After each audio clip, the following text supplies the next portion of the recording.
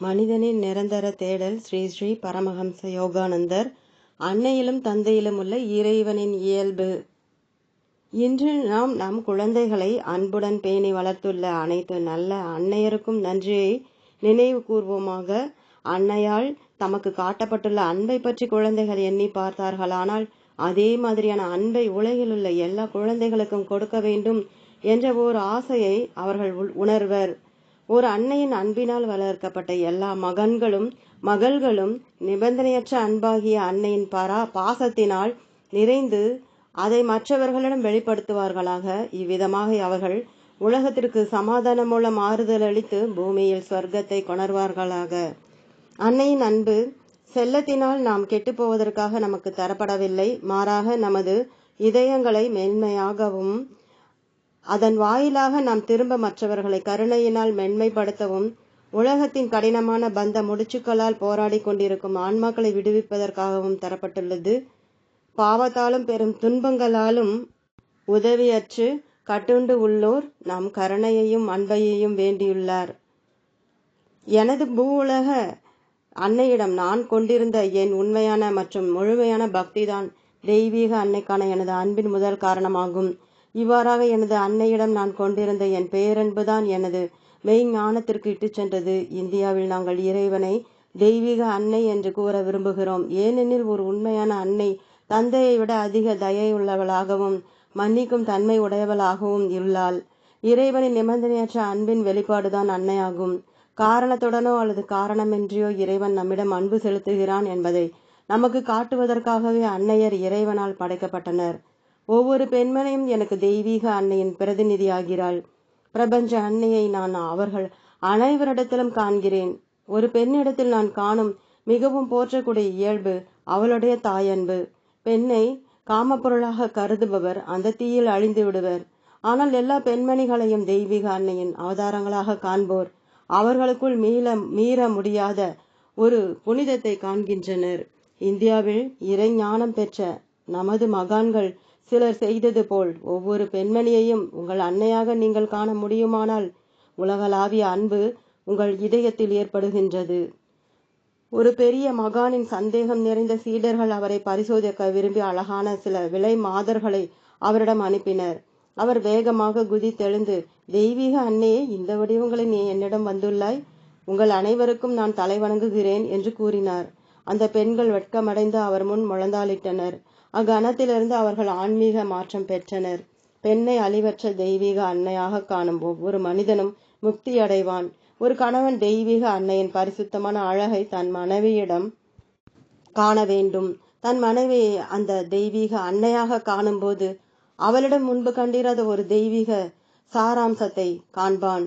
இறைவன் அன்னையரிடம் அந்த அன்பை பதித்திராவிட்டால் அவர்கள் தம் குழந்தைகளிடம் அன்பு செலுத்த இயலாது. இருப்பினும் கருவி அன்னைக்கும் கூட நன்மதிப்பு உரித்தாகின்றது. ஏனெனில் மானுட அன்னையின் ஊடாக தெய்வீக அன்பு வெள்ளம் பாய்கின்றது. பெரும் மகான்கள் அனைவரும் தமது அன்னையருக்கு மரியாதையை காட்டியுள்ளனர்.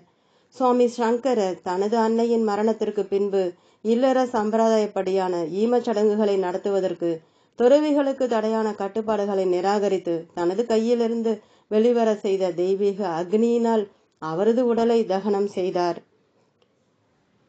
மனித அன்னையின் வடிவில் தெய்வீக அன்னையின் இருப்பால் ஓர் இல்லம் அருளுடைத்ததாகின்றது.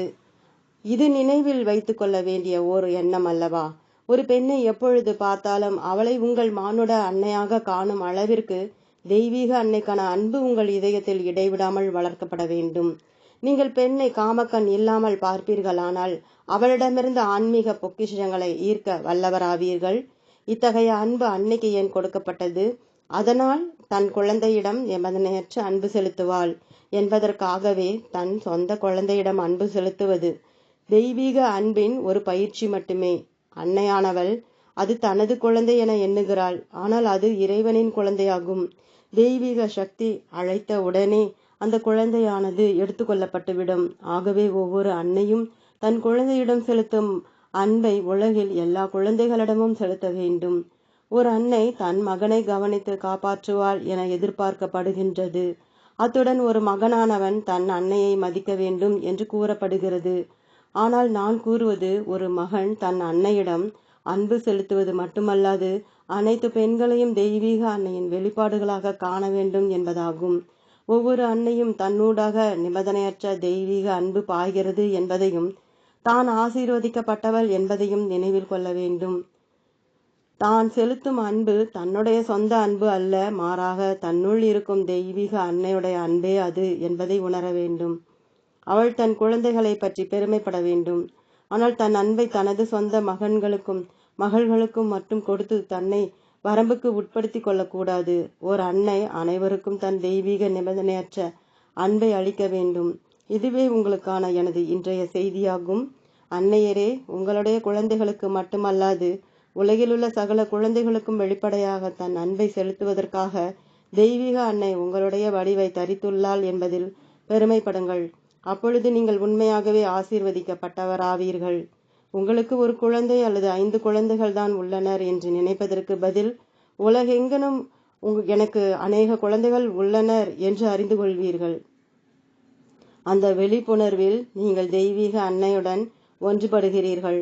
இறைவனின் குழந்தைகள் அனைவரையும் தன் சொந்த குழந்தைகளாக காணும் ஒரு அன்னை இனி ஒருபோதும் அழியும் மானுட அன்னையாக இருக்க மாட்டாள். அவள் அழிவற்ற பேரன்னையாக மாறுகிறாள். எல்லா பெண் மகான்களும் இவ்வாறே உள்ளனர். எனது குழந்தைக்காக நான் உணரும் பேரன்பை இப்பொழுது நான் அனைவரிடமும் உணர்கிறேன். நான் இந்த உடல் அல்ல, மாறாக பிரபஞ்ச அன்னையின் ஒரு வெளிப்பாடே என்று அவர்கள் ஒரு நாள் உணர்கிறார்கள். நீங்கள் என்ன செய்ய முடியும் என்பதை சிந்தியுங்கள். ஒரு சாதாரண பெண்ணிலிருந்து ஒரு தெய்வீக அன்னையாக ஏன் அப்படி ஆகக்கூடாது? அண்ட சராசர அன்னையானவள் உங்களை தனது வடிவில் ஆக்கினாள். நீங்கள் அவளுடைய எல்லையற்ற அன்பை எல்லா உயிரினங்களுக்கும் அளிப்பதன் மூலம் அந்த வடிவத்தை வெளிப்படுத்த வேண்டும். தந்தையர் தினமான இன்று தெய்வீக தந்தையிடம் உள்ள நம் விசுவாசத்தை உறுதிப்படுத்துகிறோம். மானுட தந்தையின் அன்பு எல்லா நேரங்களிலும் நிபந்தனையற்றதாக இல்லாவிட்டாலும் அவருடைய அன்பானது அறிவு, சட்டதிட்டங்களுக்கான மரியாதை மற்றும் மற்றவர்களை பாதுகாப்பதற்கான மன உறுதி ஆகியவற்றால் வழிநடத்தப்படுகிறது. அறிவும் சட்டமும் பாதுகாப்பும் ஆன தெய்வ தந்தையை எல்லா நல்ல தந்தையர்களிலும் அடையாளம் காட்டப்படுபவனை இன்று போற்றுகிறோம். ஒரு தந்தையானவர் தான் வெறுமனே ஒரு மானுட தந்தை அல்ல, ஆனால் தெய்வீக தந்தையின் ஒரு பிரதிநிதி என்பதை ஞாபகத்தில் வைத்துக் கொள்ள வேண்டும். அப்பிரபஞ்ச தந்தைக்கு நான் புகழாரம் சூட்டுகிறேன். அவன்தான் எல்லா தந்தையர்களின் பின்னணியிலும் உள்ளான். ஒவ்வொரு தந்தையும் தான் நல்ல முறையில் நடந்து கொள்ள வேண்டிய ஒரு கடமை தனக்கு உள்ளது என்பதை உணர வேண்டும். ஏனென்றால் அவரது மனம் மாயையாலும் தவறான எண்ணங்களாலும் இருள் அடைந்திருந்தால் மெய்ப்பொருளின் ஊடுருவும் ஒளி அவர் மூலமாக பாய முடியாது. அவர் தம்மை தூய்மையாக வைத்துக் கொள்ள வேண்டும். ஏனெனில் அவர் மூலமும் ஏனைய அனைத்து தந்தையர்கள் மூலமும் தான் தெய்வ தந்தை உலகிலுள்ள குழந்தைகளாக காப்பாற்றுகிறான். ஒரு மனித தந்தையின் உடலும் உள்ளமும் தெய்வீக தந்தையின் ஆலயமாக இருக்க வேண்டும்.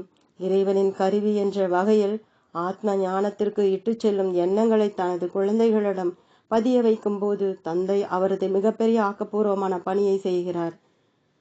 சந்ததியை உண்டாக்குவது ஒரு அரிய சாதனை அல்ல. மிருகங்களும் அதை செய்கின்றன. ஆனால் தெய்வீக அன்பு நிலையிலும் ஒரு ஆன்மீக உணர்வு நிலையிலும் குழந்தைகளை பெற்றெடுப்பது ஒரு முக்கியமான சாதனையாகும். மிருகங்கள் கூட தேவைக்கேற்ப இனப்பெருக்கம் செய்யப்படலாம். ஆனால் அநேக மனித குழந்தைகள் காமம் மற்றும் அசம்பாவிதத்தினாலும் உணர்ச்சி மற்றும் தீயவற்றினாலும் பிறக்கின்றனர். அவர்கள் எவ்வாறு தூய்மையாகவும் குற்றமற்றவர்களாகவும் இருக்க முடியும்? சில சமயங்களில் இங்கும் அங்கும் ஒரு நல்ல ஆன்மா உள்ளதாயினும் பொதுவாக காமத்தினால் பிறக்கும் குழந்தைகள் கனவுகளையும் இதர குற்றங்களையும் செய்யும் தீயவர்களாகவே உள்ளனர். உதாரணமே சிறந்த ஆசான். நன்னடத்தை வளர்ச்சி பள்ளிகளிலும் கல்லூரிகளிலும் கற்பிக்கப்பட வேண்டும். ஆனால் பள்ளி படிப்பை விட முக்கியமானது உதாரணம்தான் என்பதை தந்தையர்கள் உணர்ந்து கொள்ள வேண்டும். நான் செய்வது போல செய்யாதே, ஆனால் நான் சொல்வது போல செய் என்று ஒருவர் தனது குழந்தைகளுக்கு சொல்லக்கூடாது. ஒரு குழந்தை புகைப்பிடிக்க கூடாது என்று நீங்கள் விரும்பினால் நீங்கள் புகைப்பிடிக்க கூடாது. உங்களுடைய குழந்தை சாந்தமாகவும் இனிமையான பேச்சு உடையதாகவும் இருக்க வேண்டுமென நீங்கள் விரும்பினால் உங்களுடைய மனைவியிடம் நீங்கள் பொறுமை இழந்து பேசக்கூடாது. ஏனெனில் குழந்தை உங்களுடைய உதாரணத்தை கவனிக்கிறது. உங்கள் சொல்லிலும் எண்ணத்திலும் கருணை உள்ளவராக இருங்கள். ஏனெனில் குழந்தையை கவனித்துக் கொள்வதற்கு தெய்வீக தந்தைதான் உங்கள் வடிவத்தில் தோன்றியுள்ளார். அதிகார தொனியில் கடுமையுடன் பேச தூண்டப்படும் போது ஒவ்வொரு தந்தையும் என்னுடைய குரல் பிரபஞ்ச தந்தையினால் பயன்படுத்தப்படுவதற்காக இருப்பதால் நான் அறியாமையின் தகப்பனாகிய சாத்தானை என் மூலமாக இழிந்த காரணமற்ற கடுமையுடன் பேச ஒருபோதும் அனுமதிக்க கூடாது. நான் எப்பொழுதும் என் குழந்தைகளை வாய்மையின் அன்பான அறிவுரையினால் வழிகாட்ட வேண்டும். என் மனம் ஓர் ஊடுருவும் கண்ணாடியாக தெய்வ தந்தையின் அறிவொளி அதன் வழியாக பிரகாசிக்குமாறு இருக்க வேண்டும் என்று நினைவு கொள்ள வேண்டும். உலகில் அமைதியை கொண்டு வருவதற்கு இறை தந்தையின் அறிவையும் இறை அன்னையின் அன்பையும் பயன்படுத்த வேண்டும். ஒரு நல்ல தந்தை தன் குழந்தைகளை தானே கொல்ல எண்ண முடியாது. அத்துடன் எல்லா தந்தையர்களும் எல்லா தேசங்களிலும் உள்ள தன் குழந்தைகளிடத்து அக்கறையுள்ள தெய்வீக தந்தையின் அன்பினால் தம் இதயங்களை நிரப்புவார்கள். ஆனால் எப்படி போர் என்று ஒன்று இருக்க முடியும்? எல்லா போர்களையும் நிறுத்துவதற்கான ஆன்மீக ஆயுதம் அன்புதான். என் குரல், என் கண்கள், என் கரங்கள், என் பாதங்கள், என் இதயம், என் உடல், என் உணர்வுகள், என் மன வலிமை, என் இருப்பு ஆகிய எல்லாவற்றையும் இறைவனுக்கு நான் அர்ப்பணித்துள்ளேன். நான் எல்லா தந்தையருக்கும் கூறுகின்றேன், நீங்கள் அகங்காரத்தை அழிக்கும்போது தெய்வீக தந்தையின் பாதுகாக்கும் இயல்பும் அறிவும் உங்கள் ஊடாக செயற்படுவதை அறிவீர்கள். ஓம் தொடரும்.